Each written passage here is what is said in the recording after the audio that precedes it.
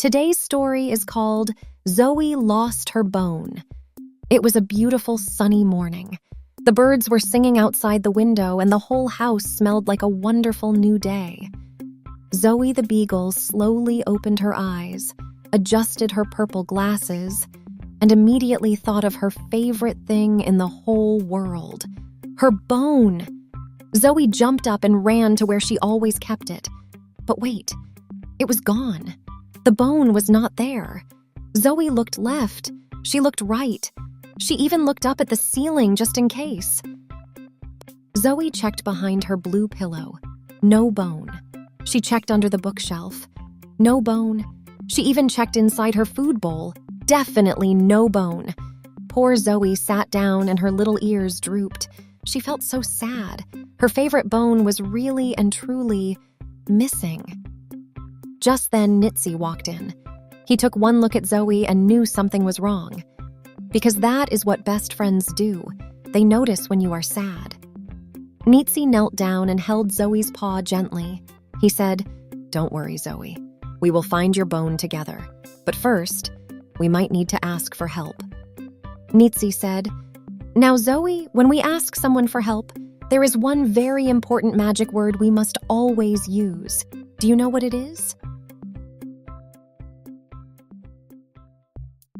So Nitsi and Zoey put on their shoes and headed next door to visit their neighbor, Mrs. Maple. She was always in her garden and noticed everything. Nitsi knocked gently on the door. Not too loud and not too soft, just right. And Zoey sat nicely beside him like a very good girl. Mrs. Maple opened the door with a big, warm smile. Nitsi said, "Good morning, Mrs. Maple. Excuse me, Zoey has lost her favorite bone. Could you please help us?" Mrs. Maple thought for a moment and said, "Oh my, I did see something near my garden this morning. I think Zoey may have left it there yesterday when she was playing."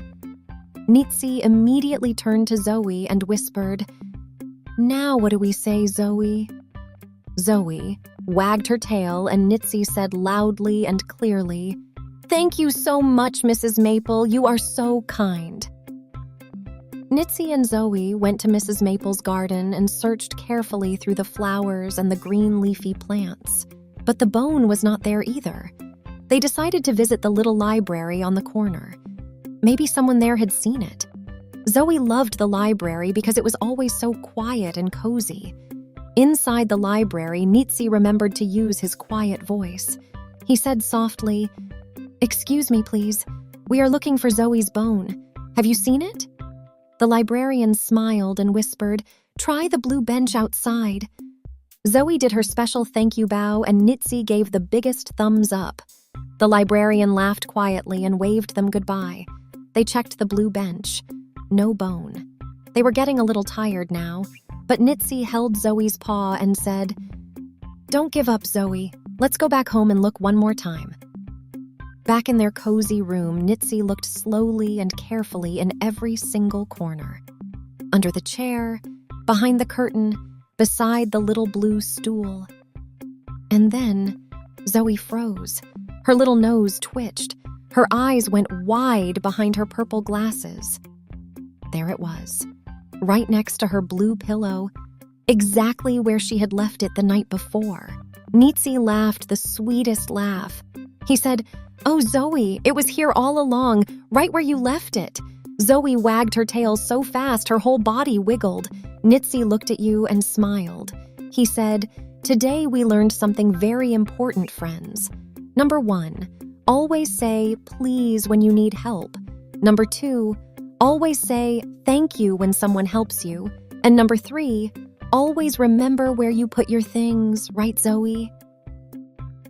And that is the story of Zoey's missing bone. Thank you so much for watching today, friends. Don't forget to use your magic words today. Please. And thank you. Nitsi and Zoey will see you next time. Bye-bye.